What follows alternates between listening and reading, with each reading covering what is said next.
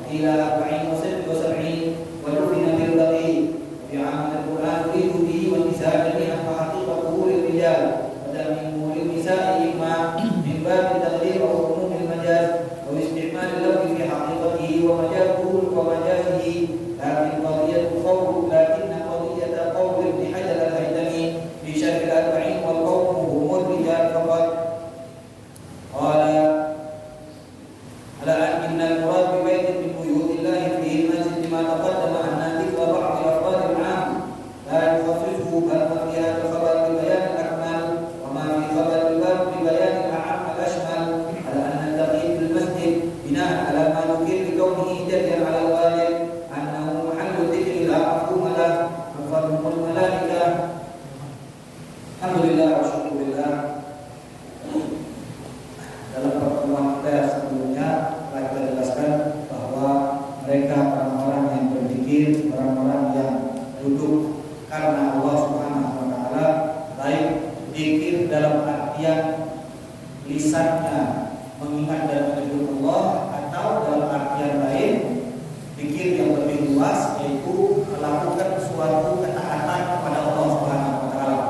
Sudah kita bahas di awal kitab bahwa yang namanya zikir itu bukan saja dengan lisan, tapi juga segala bentuk ketaatan kita kepada Allah itu namanya zikir. Hanya saja zikir yang sudah umum di pandangan kita adalah zikir yang bentuknya lisan. Namun para ulama melihat dan mengkaji lebih dalam bahwa zikir itu tidak saja hanya hal-hal yang berkaitan dengan lisan saja.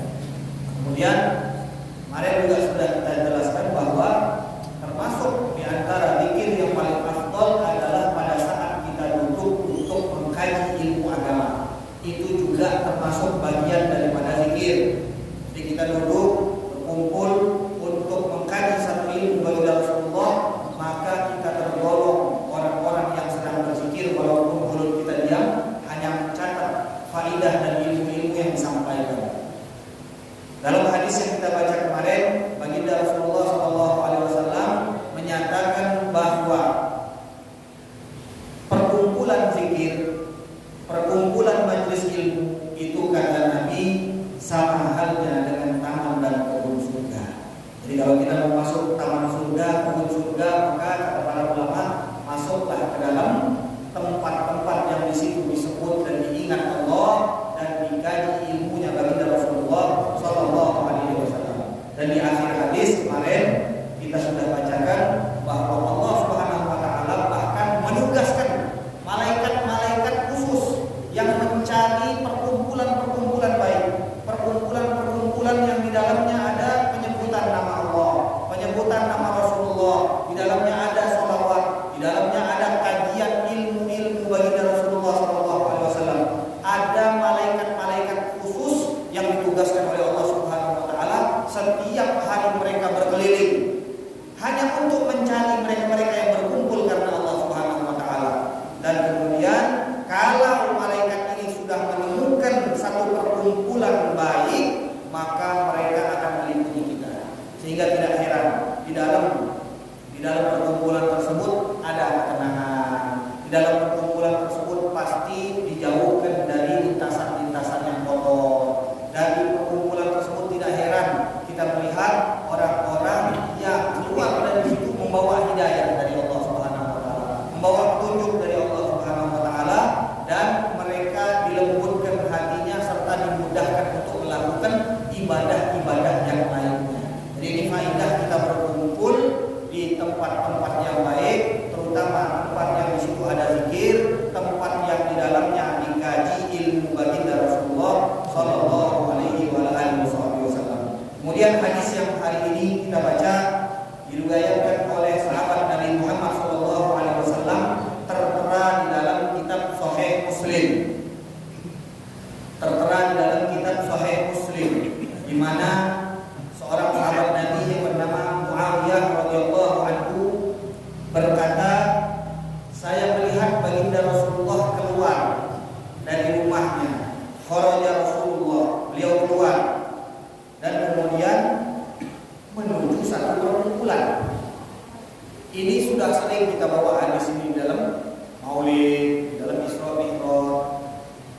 Kita sudah sering mengatakan bahwa tidak semua perkumpulan itu bid'ah, apalagi kalau perkumpulan jelas-jelas di dalamnya mengingat Nabi, membaca sejarah Nabi, membaca sejarah bagaimana lahir baginda Nabi, membaca bagaimana sejarah bagaimana Nabi tumbuh kembang, masa kecil Nabi, dewasanya Nabi, dan bagaimana Nabi dilantik menjadi seorang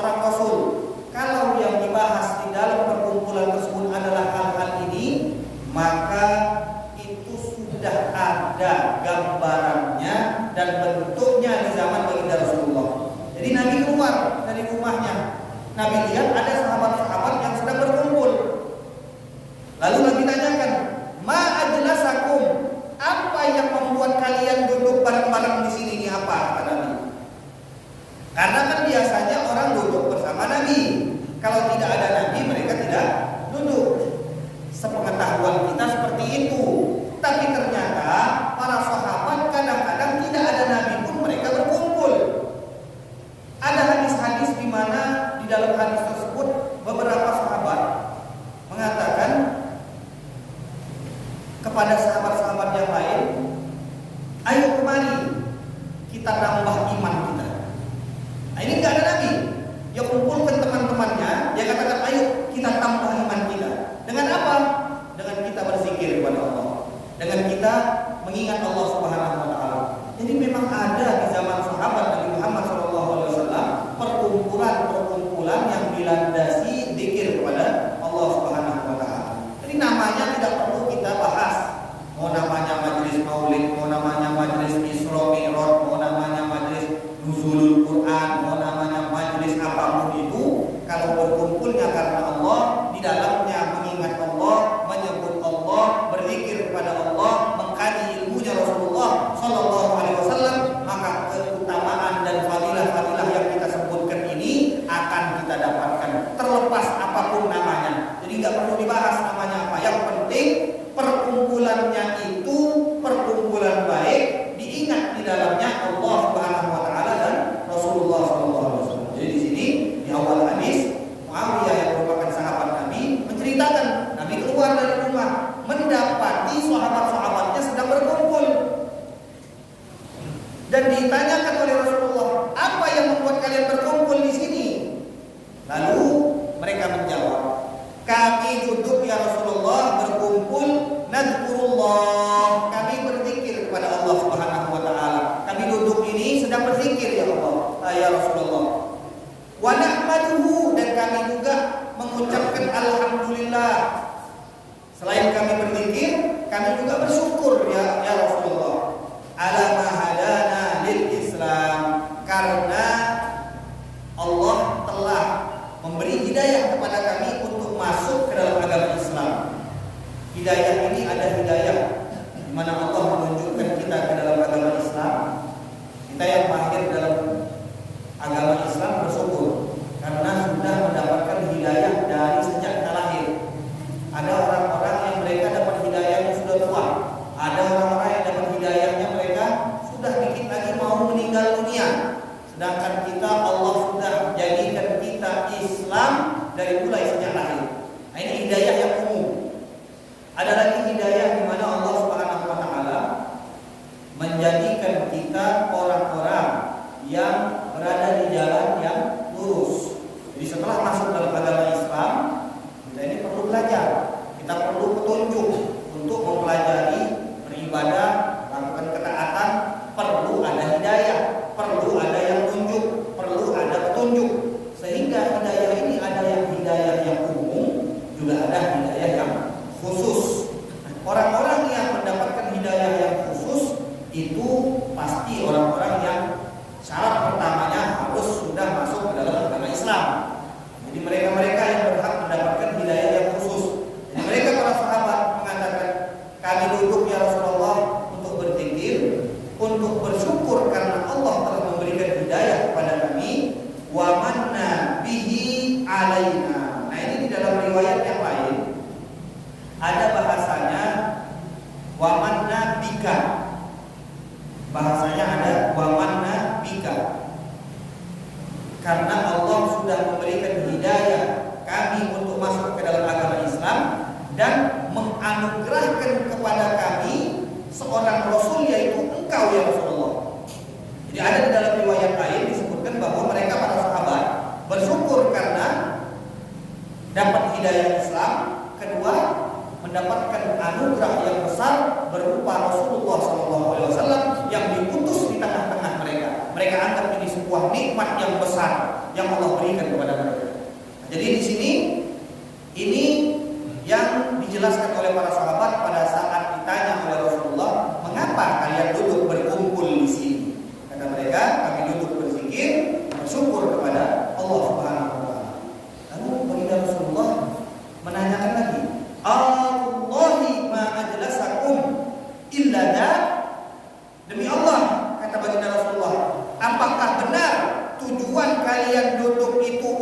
berzikir dan juga bersyukur atas hidayah yang Allah berikan kepada kalian. Apakah benar hanya itu tujuan kalian? Maka mereka pun menjawab, iya ya Rasulullah. Maka kata baginda Rasulullah, ama inni lam astahlifkum tuhmatan lakum. Sungguh kata Nabi, sebenarnya mengapa saya sampai bersumpah untuk bertanya kepada kalian yang kedua kalinya? Bukan karena saya curiga kepada kalian, bukan juga karena saya menuduh kalian melakukan perkumpulan, dan bukan karena Allah, bukan, kata Nabi. Tapi tadi kata baginda Rasulullah, malaikat Jibril datang kepadaku, kemudian dia mengabarkan kepadaku, annallaha yubahi bikumul malaikah, bahwa Allah Subhanahu wa taala membanggakan kalian di hadapan para malaikat. Makanya Nabi ingin tahu apa sebab kalian ini dibanggakan di kalangan malaikat, sehingga umat yang datang setelah kalian bisa meniru kalian, bisa meneladani kalian, dibanggakan oleh Allah di hadapan para malaikat. Untuk itulah Nabi bertanya, benarkah kalian itu duduk untuk itu? Karena Nabi tahunya ada malaikat Jibril mengatakan bahwa mereka-mereka ini ya Rasulullah dibanggakan oleh Allah di kalangan malaikat. Nabi bertanya, mengapa kalian duduk di sini? Agar Nabi tahu apa penyebab mereka dibanggakan oleh Allah di hadapan para malaikat. Ternyata penyebabnya adalah mereka mengingat duduk berkumpul, ya, duduk berkumpul, mengingat Allah, bersyukur kepada Allah atas hidayah dari Allah Subhanahu wa taala. Lalu hal tersebut dikomentari oleh beberapa ulama, mengapa bisa manusia dibanggakan di hadapan para malaikat. Pertama, kata para ulama, kalau malaikat melakukan ketaatan, itu hal yang wajar, itu hal yang sudah biasa mereka lakukan. Ada di antara para malaikat yang diperintahkan untuk bersujud, maka dari mulai penciptaan sampai kelak ditiupkan sangkakala mereka bersujud. Ada di antara mereka yang dikhususkan hanya untuk ruku, ada di antara mereka yang dikhususkan untuk mencatat amal, ada yang di antara mereka yang dikhususkan untuk menurunkan hujan, dan macam-macam tugas mereka ini mereka lakukan sampai hari kiamat tanpa libur, tanpa capek, tanpa bosan, tanpa malas. Karena malaikat tidak diciptakan hawa nafsu. Sehingga kata para ulama, wajar saja kalau mereka para malaikat melakukan ketaatan yang lebih daripada kalangan manusia. Ya, kembali lagi ke pertanyaan, mengapa kok manusia yang melakukan ketaatan bisa dibanggakan di kalangan malaikat? Jadi jawabannya, pertama, manusia itu kalau disuruh berzikir berat. Kita lebih senang ngobrol daripada kita berzikir. Kita lebih senang ngobrol daripada baca Al-Quran. Kita lebih senang ngobrol daripada membaca sholawat. Ini tidak bisa diingkari. Manusia lebih senang mengikuti hawa nafsunya daripada mereka mengingat Allah Subhanahu wa taala. Kalau seandainya kita diberi pilihan mau ikut majelis taklim atau ikut duduk bersama-sama sambil minum kopi, ngobrol-ngobrol, maka kebanyakan orang akan memilih yang kedua.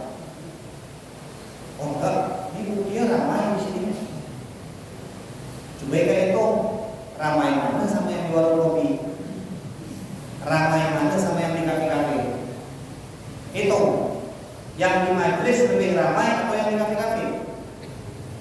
Yang di kafe itu non-stop. Kita ini cuma pada isya dan jam 8 sampai jam 9 selesai.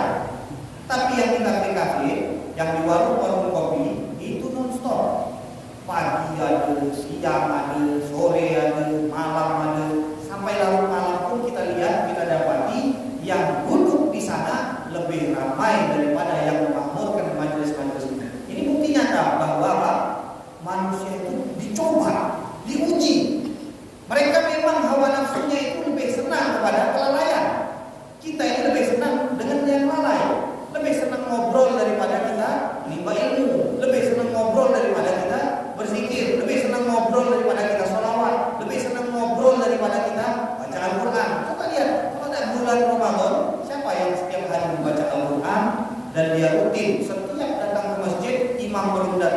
azan belum dikumandangkan dia sudah membaca Al-Quran. Bisa dihitung jari yang melakukan ini. Bahkan kita yang anak-anak majelis pun kalau belum qomat kadang belum datang ke masjid.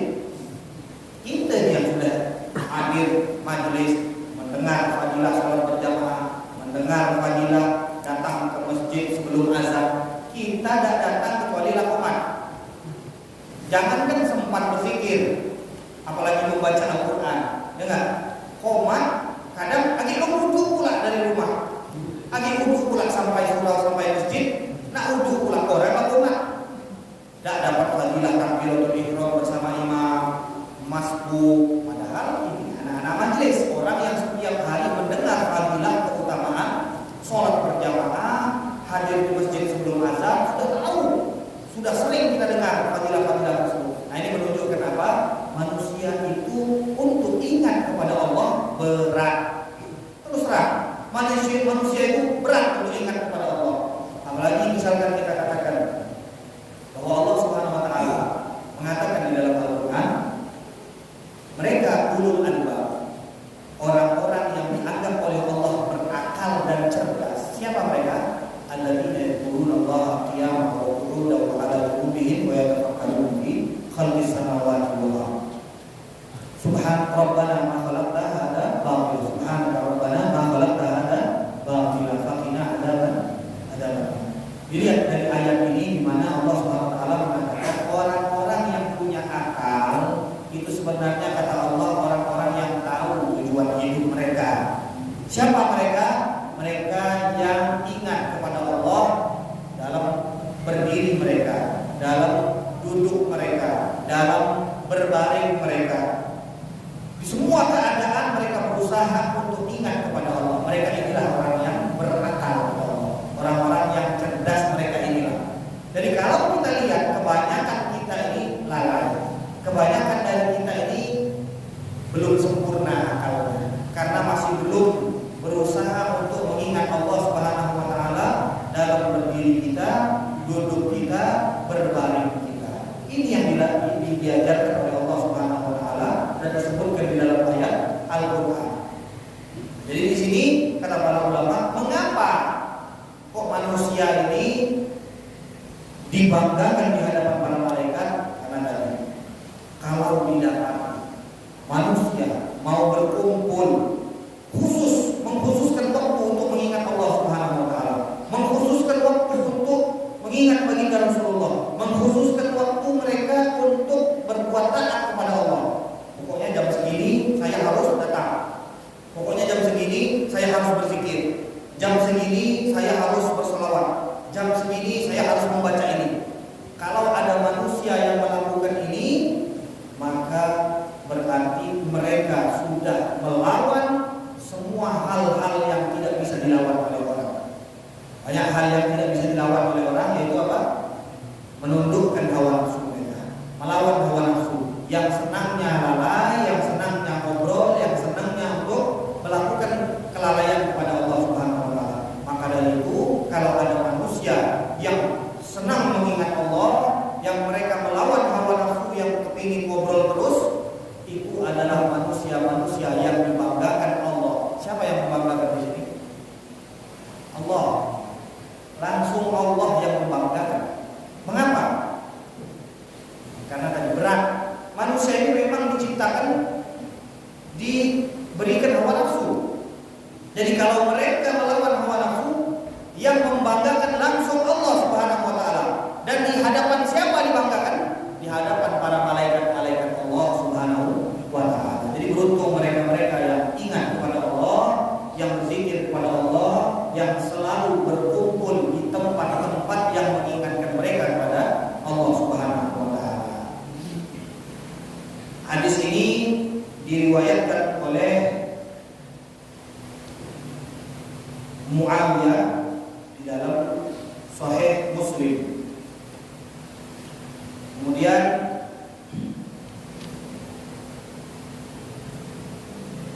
hadis berikutnya, hadis yang diriwayatkan oleh Abu Sa'id Al-Khudri dan Abu Hurairah. Adapun Abu Hurairah kita sudah pernah sering menceritakan tentang beliau. Beliau masuk Islam di di tahun ke-6 Hijriah. Di tahun 6 Hijriah. Jadi hanya tersisa 3 tahun dari hidup baginda Rasulullah SAW. Dan beliau memiliki keistimewaan di mana daya ingat beliau itu sangat kuat karena minta langsung kepada baginda Rasulullah SAW. Dan itu kata para ulama termasuk permintaan yang tidak bisa dilakukan kecuali hanya Allah Subhanahu wa taala. Dan ternyata Allah mengizinkan Rasulullah untuk memberikannya kepada salah satu sahabatnya. Jadi ada orang-orang yang mengatakan tidak boleh minta tolong kepada manusia dalam hal-hal yang hanya bisa dilakukan oleh Allah. Yang tadi panas. Meningkatkan daya ingat, menguatkan memori otak seseorang itu hanya Allah Subhanahu wa taala yang bisa. Tapi ternyata pada saat Abu Hurairah datang kepada baginda Rasulullah, dia katakan, "Ya Rasulullah, aku sering hadir majelismu dan aku mendengar semua ucapan-ucapanmu dan ilmu-ilmu yang engkau paparkan, tapi setelah aku keluar tidak ada satupun yang lekat di otakku ya Rasulullah." Lalu kata baginda Nabi Muhammad SAW, "Bentang lidahmu." Dibentangkan lidahnya, dan kemudian Rasulullah seakan-akan mengambil sesuatu dari udara dan memberikannya kepada Abu Hurairah. Hanya bahasa isyarat, mengambil dari udara dan memberikan kepada Abu Hurairah. Dan kata baginda Rasulullah, "Peluk wahai Abu Hurairah." Dan Abu Hurairah pun memeluknya.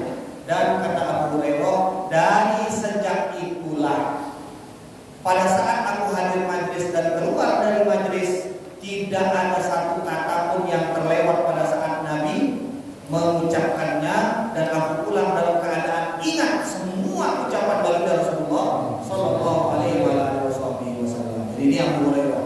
Nah, adapun Abu Sa'id Al-Khudri, beliau ini termasuk sahabat Nabi yang kecil, ya, termasuk sahabat Nabi yang umurnya juga masih belum terlalu besar. Di antaranya beliau pada saat perang Uhud, beliau dianggap belum dewasa, jadi tidak diterima di dalam prajurit perang Uhud, karena pada saat perang itu baginda Rasulullah tidak menerima semua kalangan, ada persyaratan. Misalnya yang cacat, yang sulit untuk untuk berjalan, itu biasanya disaring, disortir. Begitu juga anak-anak kecil yang masih belum bisa untuk berperang dan umurnya masih di bawah 15, biasanya itu tidak diikut hadirkan oleh baginda Rasulullah dalam peperangan. Dan di antaranya Abu Sa'id Al-Khudri pada saat pemilihan orang-orang atau prajurit-prajurit di perang Uhud, beliau termasuk orang yang ditolak di perang Uhud. Dan kemudian setelah perang Uhud, artinya di tahun 3 ke atas, ya, Abu Sa'id Al-Khudri mengikuti semua perang bersama baginda Rasulullah Sallallahu Alaihi Wasallam. Beliau termasuk sahabat Nabi yang ahli fikih dan yang alim di antara sekian banyak sahabat baginda Rasulullah Sallallahu Alaihi Wasallam. Dimakamkan di Baqi, perkuburan Baqi di kota Madinah An-Nawawah. Memang beliau tidak dikuburkan bersama sahabat-sahabat Nabi di awal. Kalau kita masuk gerbang penguburan Baqi itu di awal-awal akan kita tembus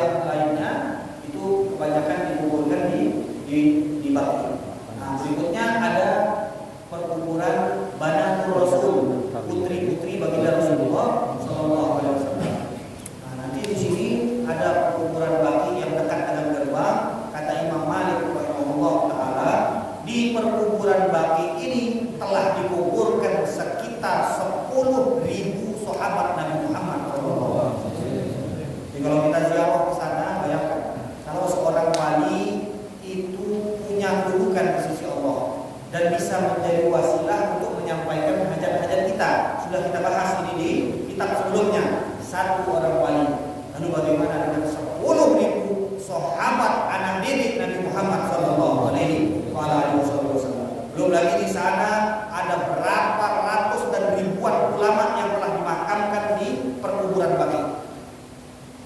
Khulafaur Rasyidin Abu Bakar dan Umar bersama baginda Rasulullah dan Sayyidina Utsman ada di perkuburan Baqi, tapi paling ujung. Nah, nanti lebih ujung lagi ini yang sedang kita bicarakan. Abu Sa'id Al-Khudri, seorang ahli hadis dari kalangan sahabat Nabi Muhammad sallallahu alaihi wasallam. Apa hadis yang beliau riwayatkan? Beliau mengatakan baginda Rasulullah sallallahu alaihi wasallam bersabda, "Tidaklah satu kaum duduk mengingat Allah Subhanahu wa taala." Tidak disebutkan tempatnya di masjid, di kuburan, dimanapun. Nah, ini dalil. Kalau kita duduk zikir kepada Allah, baca Al-Quran, baca sholawat, membaca tasbih, membaca tahlil, membaca zikir-zikir yang lainnya, ini dalil. La yaq'udu qaumun yadhkurunallaha ta'ala illa haffathumul malaikah. Kata baginda Rasulullah, tidak ada satu kaum berkumpul mengingat Allah kecuali mereka akan diliputi oleh malaikat Allah Subhanahu wa taala. Dan kita sudah tahu kalau sudah diliputi oleh malaikat Allah akan turun rahmatnya Allah, akan turun keberkahan-keberkahan karena para malaikat ini diiringi dengan rahmat dan keberkahan. Kemudian kalau malaikat hadir berarti setan ngacir. Itu otomatis.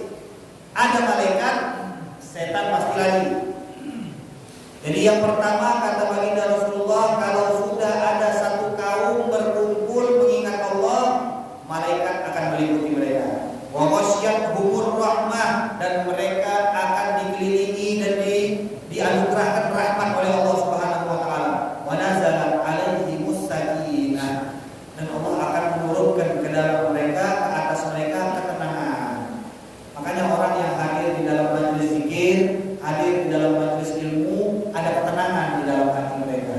Ada hal yang sifatnya rohani tidak bisa dijelaskan dengan kata-kata. Ada hal kegembiraan yang mereka dapatkan dalam perkumpulan-perkumpulan baik yang tidak bisa mereka bandingkan dengan kegembiraan lainnya yang sifatnya duniawi. Dan itu tidak bisa kita jelaskan dengan lisan kita. Kalau misalkan kita yang sudah terbiasa hadir di dalam majelis, sudah mendapatkan kesenangan, ketenangan, kenikmatan di dalam hadir majelis, ditanya oleh orang, apa sedang mereka kumpul-kumpul tiap hari jam 8 sampai jam 9? Bisa tidak kita jelaskan kepada mereka kenikmatan yang kita rasakan pada saat kita hadir majelis? Tidak bisa. Mati dia. Kalau mau tahu hadir. Kalau mau tahu hadir. Dan biasanya orang yang berada dalam satu keadaan, kita suruh hadir dalam satu keadaan, mereka tidak bisa langsung merasakan ketenangan. Contoh, kita matikan semua lampu. Kita duduk di sini lama dalam keadaan lampu mati. Kemudian kita terangkan lampu. Pada saat lampu diterangkan, banyak dari kita yang merasa ada hal yang aneh dan tidak enak pada saat lampu dinyalakan. Begitu juga dari lampu nyala ke gelap, itu juga sama. Nah, begitulah keadaan orang yang sudah mendapatkan ketenangan, dipindahkan ke tempat gelap, mereka berat. Kebalikannya, orang yang biasa di tempat gelap bawa ke tempat terang, mereka juga akan berat. Di awal mereka akan berat, tapi nanti sudah lama mereka sudah terbiasa dengan cahaya lampu, barulah mereka akan merasakan ketenangan, kenikmatan yang ada di dalam majelis-majelis zikir kepada Allah Subhanahu wa taala. Wa nazalat alaihimus sakinah, kata Allah akan diturunkan ketenangan. Jadi kalau kita mencari ketenangan, Allah sudah menyebutkan ketenangan itu ada pada saat kita berkumpul mengingat Allah Subhanahu wa taala. Ketenangan itu ada pada saat kita berada bersama-sama untuk berzikir kepada Allah Subhanahu wa taala. Dalam ayat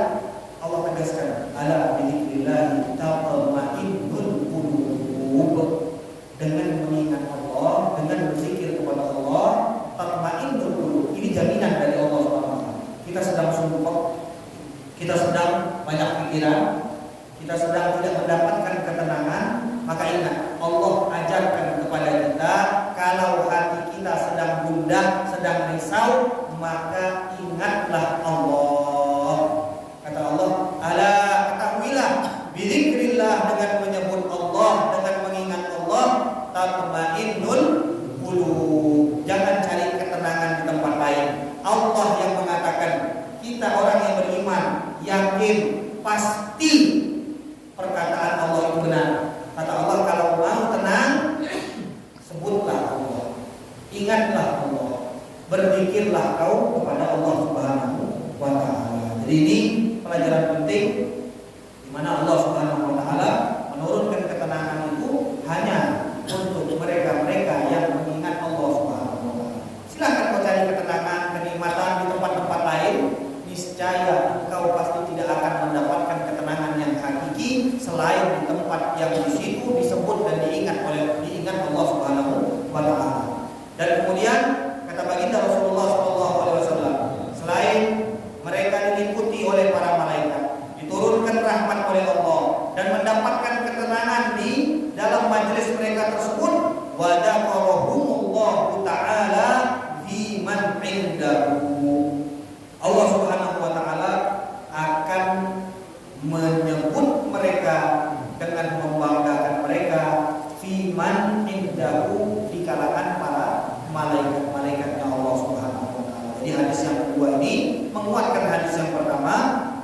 Fadilah bagi mereka-mereka yang berzikir itu ternyata banyak sekali. Dan berikutnya Imam Nawawi seperti biasa setelah menyebutkan hadis, beliau akan mengajarkan kita, zikir itu ada caranya, zikir itu ada adabnya, zikir itu ada tata caranya, sehingga untuk memperoleh ketenangan kita harus ikut caranya. Makanya banyak orang yang ini perasaan lah berzikir, tasbih tidak ada pernah lepas, tidak ada yang macam kata ustaz tenang atau segala macam, karena kau tidak lewat cara yang diatur oleh syariat. Jadi ada adabnya, ada caranya. Berzikir juga bukan seperti kita melakukan kegiatan-kegiatan lain. Jadi ada caranya tertentu dan juga ada hukum-hukum di dalam berzikir. Nah itu insya Allah akan kita bahas besok insya Allah di pertemuan kita di Masjid Jami. Insya Allah semuanya kita ajak bersama-sama untuk bergabung di Masjid Jami, karena itu majelis mingguan gabungan. Jadi mudah-mudahan semua bisa hadir bersama-sama meramaikan momen kita untuk berkumpul, momen kita untuk bersatu, momen kita untuk menguatkan persaudaraan kita. Wallahu ta'ala a'lam. Berikutnya hal yang masih berkenaan tentang air. Sedikit kita bahas fikih ini sedikit-sedikit ya, karena kalau kebanyakan nanti banyak lupa. Sedikit-sedikit saja. Jadi kemarin terakhir kita bahas tentang apa? Banyak lupa tentang air, tahu tentang air, tentang apa? Hah? Macam-macam air. Terakhir kita membahas tentang air yang suci tidak mensucikan. Kalau kejatuhan, dedaunan, hukumnya apa? Kalau kejatuhan buah-buahan, hukumnya apa? Kalau bercampur dengan tanah, hukumnya apa? Kalau bercampur dengan gula, hukumnya apa? Kalau bercampur dengan garam, hukumnya apa? Itu beda-beda semua, ya kan? Kemudian itu yang berkaitan dengan air yang suci mensucikan bercampur dengan hal lain yang juga suci dan merubahnya. Yang berubah ini ada kalanya dia larut, ada kalanya dia tidak larut. Itu beda hukumnya. Kalau dia larut hukumnya apa? Kalau tidak larut dia hukumnya apa? Beda. Ini dari yang sudah kita jelaskan. Insya Allah semuanya sudah paham. Nah, berikutnya kita akan membahas tentang air yang suci mensucikan kejatuhan najis. Ya, kejatuhan najis. Najis ini kalau jatuh ke air yang di bawah 2 gula, air yang sedikit di bawah 2 gula, maka airnya langsung kita hukumi najis. Kalau di bawah 2 gula. Sekarang 2 gula itu sendiri para ulama memang ada perbedaan pendapat, tapi jumhur ulama lebih memilih 2 gula itu 216 liter. 216 liter. Kalau kita bikin bak 60 cm panjang, lebar, tinggi, kurang lebih itu. Coba kali 60 kali 60 kali 60 berapa? Berapa? Hah? Ada nomor, ada jawab, ada 216.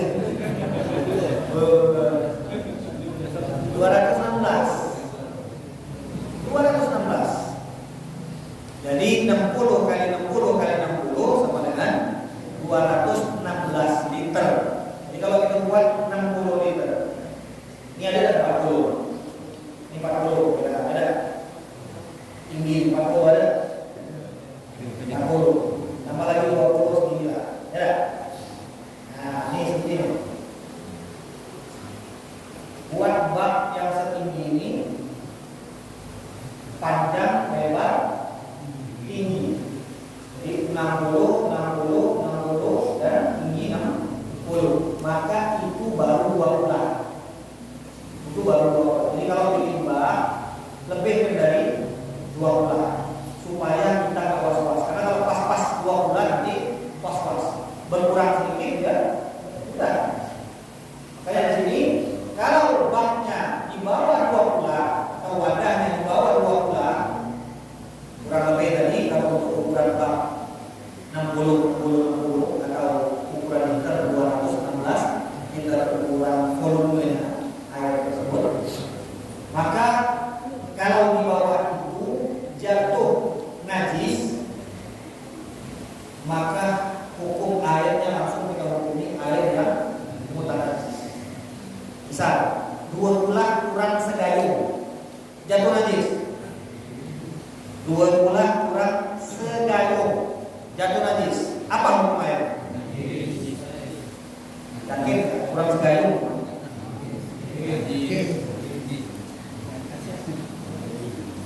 Kurang secangkir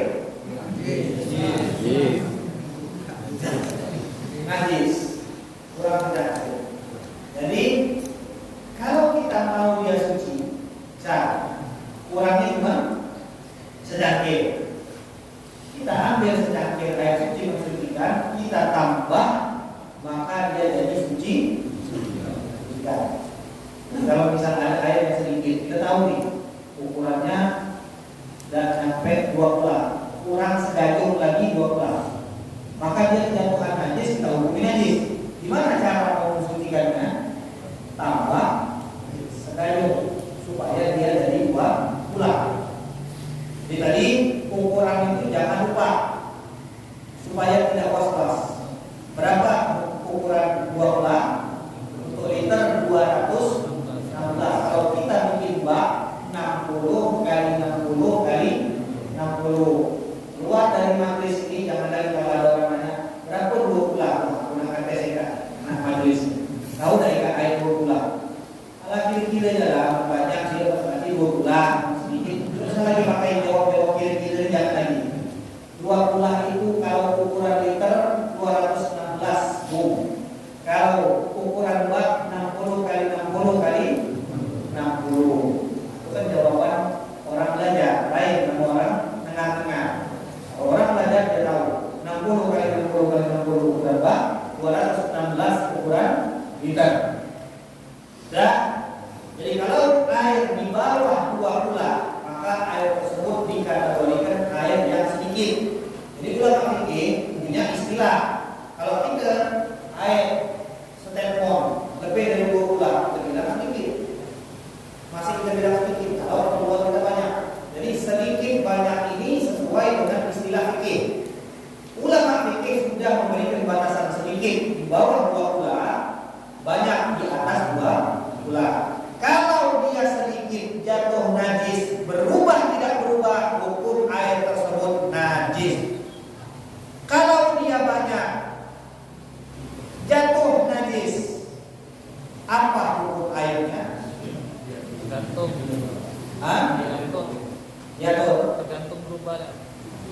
Iya, berubah atau tidak. Kalau dia berubah, kita hukumi najis. Kalau tidak berubah, hukumnya tetap suci, mensucikan. Airnya banyak sekalipun, kalau dia berubah dengan najis, maka hukumnya tidak lagi suci mensucikan dan berubah menjadi najis.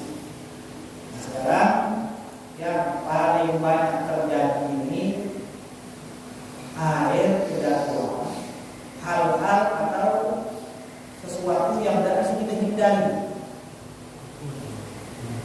Semua adalah yang berlaku, semua bisa masuk arena air dulu, lipas, tikus, ya, kucing kecebur bak. Nah, saya mau tanya, kucing itu istinja kalau di buang air? Ada nggak kucing sampai istinja setiap di buang air? Berarti menurut keyakinan kita, kucing itu membawa najis dan setiap hari. Hah?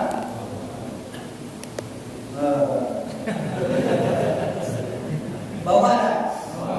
Bawa najis. Ini insya Allah hukumnya akan kita bahas besok ini. Masih banyak hukum mengenai air. Insya Allah Allah alam. Bismillah. Ya Rabbana tarafna bi annana tarafna wa annana asrafna wa asrafna wa alaina tauba tasir bi kulli hawba wa sunana afradi wa amin rahmati wa fir li walidina rabbi wa maulidina wa ali wa ikhwani wa sa'ir lillahi وكله محبة أو قيمة أو صحبة والمسلمين أجمعين يا ربي أسمع حتى الموجود المنان باكتساب منا للمصطفى رسول نحظى بكل سور صلى وسلم ربي عليه عند الحب وآله وصحبه يا نفس الصحب والحمد لله بالبد والتناهي والحمد لله بالبد والتناهي. Sebelum kita buat, bacakan doa syifa atau doa kesembuhan untuk Habib Usman Al-Musawa. Sekarang dibawa ke rumah sakit. Ini juga saudara-saudara kita, anggota majelis kita yang sedang sakit, mudah-mudahan Allah sembuhkan, mengangkat dari penyakit, Allah jauhkan dari segala bahaya, bencana, musibah, dan Allah angkatkan segala penyakitnya. Fatihah Allah yashfihim shifaan ajilan shifaan la yughadiru saqaman wala alam wala alaman. Allah yarzuqhum tamamal afiyah wa dawamal afiyah wa kamal afiyah ala diniyah wa ala kulli niyyah salihah wa ila hadratin Nabi Muhammad sallallahu alaihi wasallam. Bismillahirrahmanirrahim.